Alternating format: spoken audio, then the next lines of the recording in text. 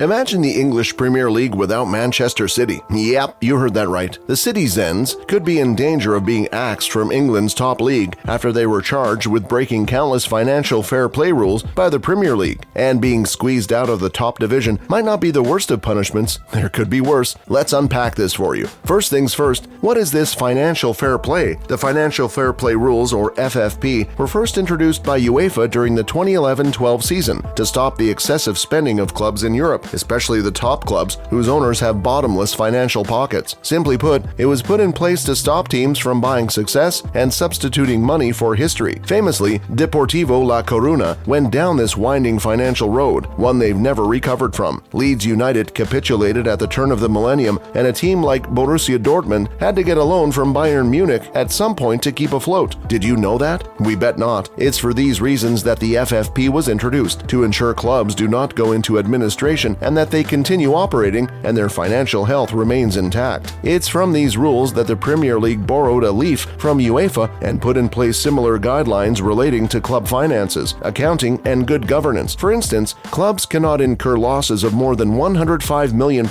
over any 3-year period. Now that we've gotten that out of the way, what exactly did Man City do? According to the Premier League, the club allegedly broke the financial fair play rules around, get this, 100 times over a 9-year period between 2009 and 2018. They allegedly did not provide accurate financial information. Bear in mind that during the mentioned period, Man City won the Premier League title 3 times. Are you thinking what we are thinking? The Premier League's financial fair play rules, which are less similar to the UEFA rules, are designed to ensure clubs pretty much spend what they earn. But according to the charges, it seems City got around that potentially by inflating how much they were earning or hiding how much they were spending. The charges further allege that the club did not fully disclose the financial remunerations that were made to one of their managers over a 4-year period. The suggestion, which of course must be proved, is that there was a secret contract, meaning one of the managers was getting paid much more than officially stated. Which manager? I guess we will all have to wait until the hearings, but your guess is as good as ours. The club has further been accused by the Premier League of failing to cooperate with investigations. Unsurprisingly, this is not the first time City are fighting to save their reputation. In 2014, the club was forced to pay £49 million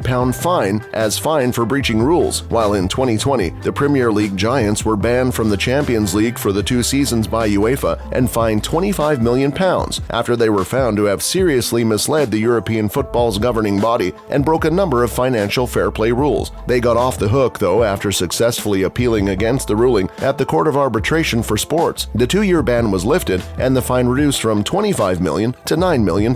Among the many breaches, City was found guilty of including falsely inflating their sponsorship revenues, which is a major crime before the eyes of financial fair play. Well, they always insisted they had done nothing wrong. During the hearing, City narrowly escaped. The panel found out that most of the alleged breaches could not be established or were time-barred, which effectively means they happened too long ago for UEFA to take any action against them. Unfortunately for Pep Guardiola and the company, Premier League rules do not include any time bar, meaning when they will be before the panel, they cannot say these alleged offenses took place too long ago for the league officials to be able to investigate and act accordingly. Clearly, it's about to get heated. Despite all this, though, City, whom early this year topped the Deloitte Football Money League for the 2nd year in a row as the world's richest club, are confident they can ride out the storm. So which punishments can City face if found culpable? This is where it gets interesting. There are a number of punishments the club would face, which could ultimately see history rewritten, the club relegated and even stripped of their 3 titles during that time, if found guilty of having breached these rules, of course. A possible expulsion from the Premier League, though, would be an extreme punishment for sure. But if it will a points deduction, it would be a deduction that would be in the current season. So if they were found guilty in a future season, that's when the points deduction would be applied. We know nothing will make Arsenal fans happier than seeing City deducted some points, which will almost guarantee them the Premier League title. We have bad news though, Gunners. The ruling is not expected to come so quickly. Chances of it happening this season are slim to none. For perspective reasons, this investigation has been going on for 4 years. The ruling won't come in a matter of 2 or 3 months.